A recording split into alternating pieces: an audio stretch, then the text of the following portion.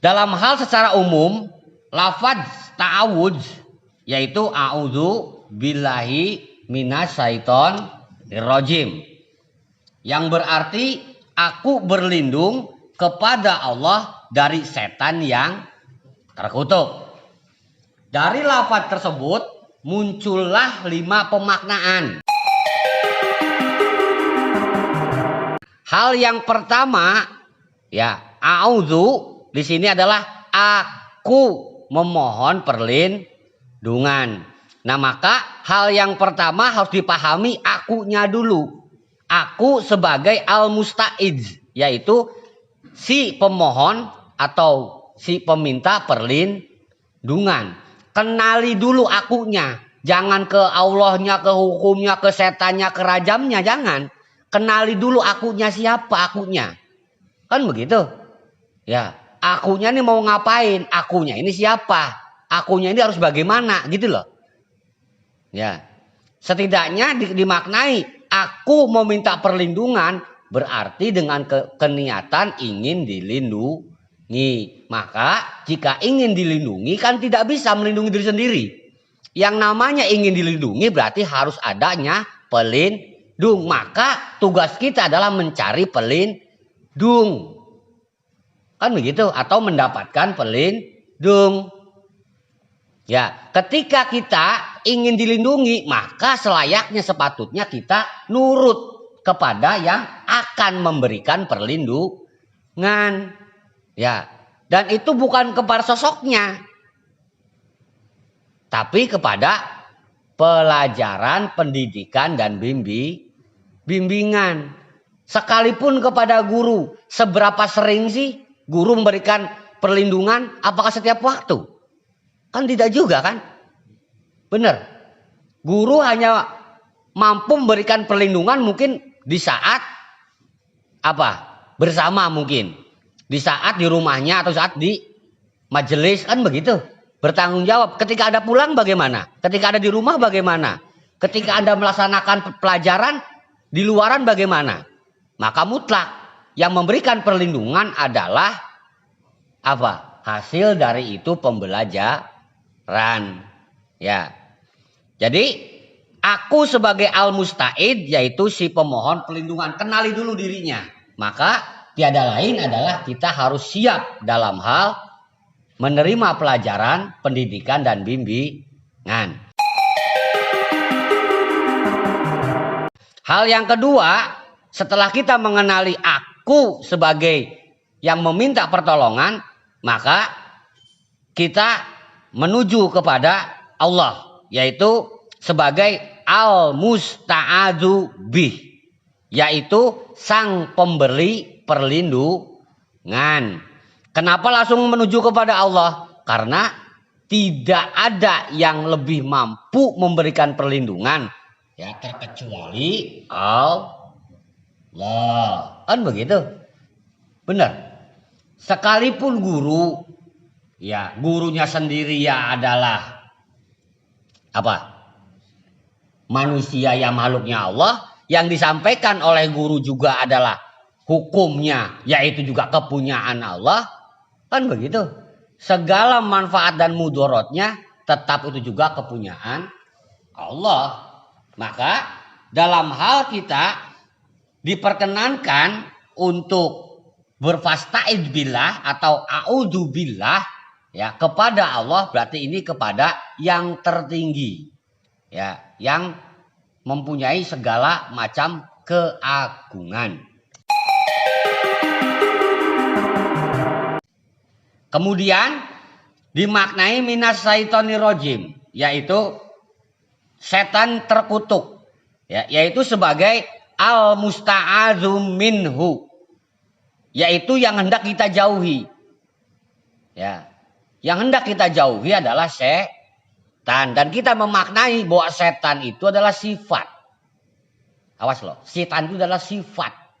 Ya, bisa merasuk kepada siapapun yang namanya setan. Jangankan kepada manusia, jin juga kena rasuk.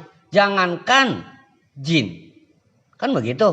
Malaikat muzorofah, ablasa, atau iblis juga terasuki oleh sifat setan. Apa sih setan?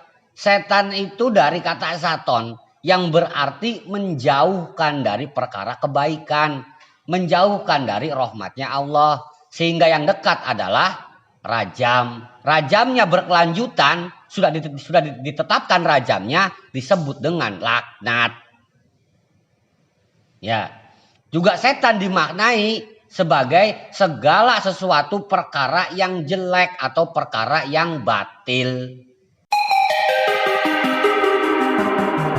Hal yang keempat, berlindung dimaknai dengan isti'adah, yaitu berlindung kepada Allah, mutlak ya.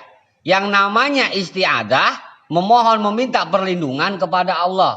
A'udzubillah juga memohon perlindungan kepada Allah, mutlak hanya kepada Allah. Yang selanjutnya melalui pendidikan, pembelajaran dan juga bimbingan secara beragama, yaitu secara benar, dimaknai secara hak, bahwa kebenaran dalam hal beragama itu adalah hak. Tidak bisa kebenaran beragama diklaim oleh sendiri, apalagi diklaim oleh suatu golongan tertentu.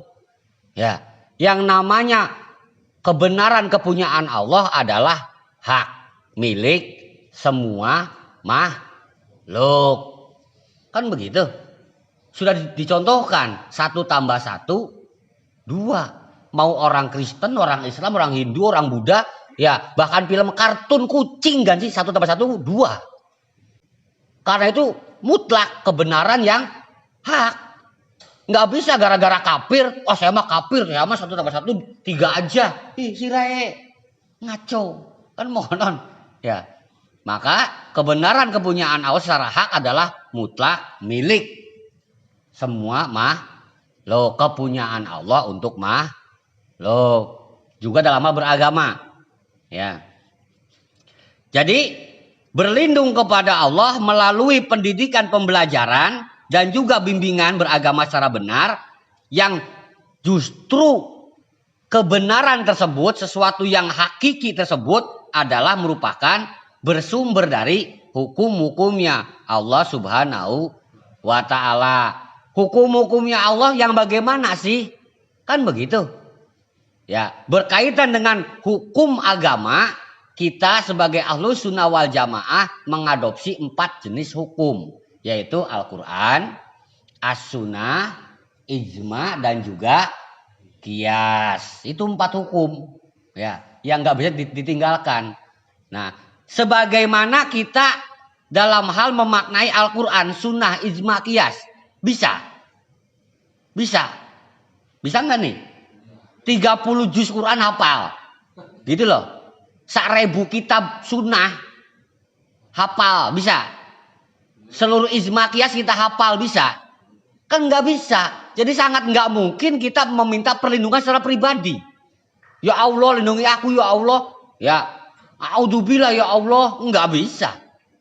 Ya, tetap harus melalui bimbingan, pengajaran, pendidikan. Itulah metode ta'ud, cara menjalankan ta'ud. Ya, jangan kepada guru, gitu loh. Tapi kepada apa yang disampaikan oleh guru. Jadikan itu bahan perlindungan. Dimanapun Anda harus senantiasa mengingat, ya, dalam hal memperbuat hukum-hukumnya Allah Subhanahu wa ta'ala. Nah, jadi jangan langsung disimpelkan, jangan langsung disederhanakan. Ta'ud itu adalah berlindung kepada hukum-hukumnya Allah. Yang namanya hukum-hukumnya Allah mah jelas tertulis, ya, dan juga bisa disebut, ya, bahkan nampak.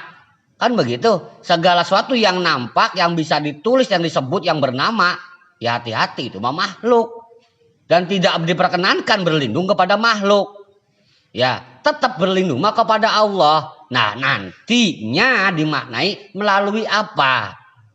Yaitu melalui hukum-hukumnya Allah. Dari mana? Dari pembelajaran, pendidikan, dan bimbingan secara benar.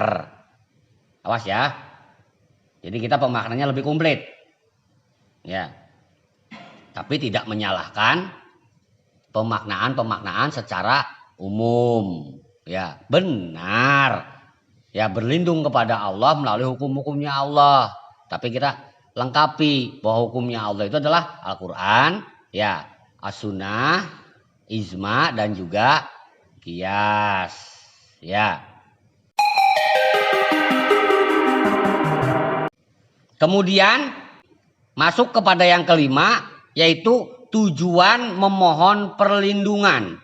Mayasta'izul lahu. Ya, di nomor 5 itu, masih halaman 16. Ya.